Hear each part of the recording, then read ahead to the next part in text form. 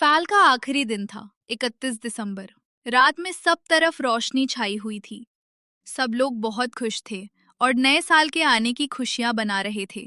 लेकिन सौम्या अपने कमरे में अकेले बैठी वही बातें सोच रही थी जो कुछ समय पहले उसके पापा ने, जो कि एक बिजनेसमैन थे, उसकी मम्मी से कहा था। तुम देखना, इस बार हमारी बेटी अपनी पूरी कक्षा में टॉप करेगी। फिर मैं बड़े गर्व के साथ सभी लोगों का मुंह मीठा कराऊंगा। जो कि ये सारी बातें सौम्या सुन लेती है।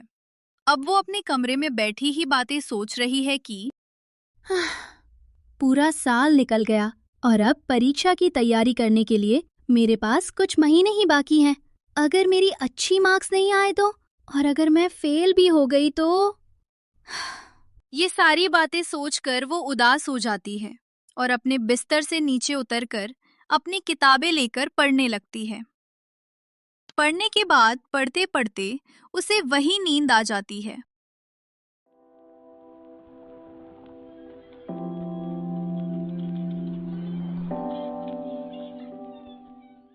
सौम्या, अरे, तुम यहाँ कैसे आई?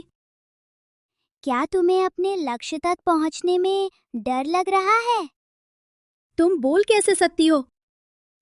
जब कोई इंसान उदास होता है तो दुनिया का हर संजीव उसकी आवाज सुन सकता है। अब बताओ, क्या हुआ? तुम उदास क्यों हो? मेरी माता पिता मुझे बहुत सारी उम्मीद लगाए बैठे हैं, और अगर मैं उनकी उम्मीदों पर खड़ा नहीं उतर पाई तो। क्या तुम जानती हो मैं उड़ना सीखने की कोशिश में कितनी बार गिरी थी? अगर मैं हर गिरावट को हार मान लेती तो आज तुम्हारे कमरे तक भी नहीं पहुंच पाती। तुम इंसान हो और तुम्हारे पास भी दिल और दिमाग है। जब एक चिड़िया हार नहीं मान सकती तो तुम कैसे हार मान सकती हो?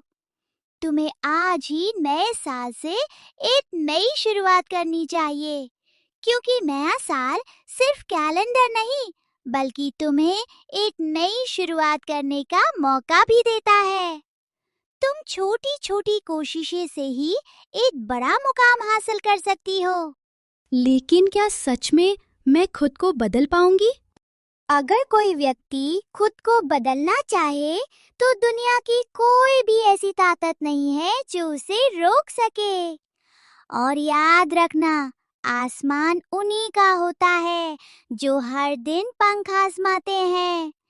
तुम भी हमेशा कोशिश करते रहना, देखना तुम्हें सफलता अवश्य मिलेगी। सुबह के 4 बज चुके थे। चिड़िया की बातें सुनने के बाद अचानक सौम्या जाग जाती है, जो कि एक सपना था। फिर सौम्या कहती है, अरे, ये सब तो एक सपना था। फिर सौम्या मन ही मन सोचने लगी, पर सही ही तो कहा था उसने। जब एक चिड़िया हार नहीं मान सकती तो मैं कैसे मान सकती हूँ? अब मैं मन लगाकर पढ़ाई करूंगी और एक नई शुरुआत करूंगी। क्या सौम्या ने नई शुरुआत करी होगी?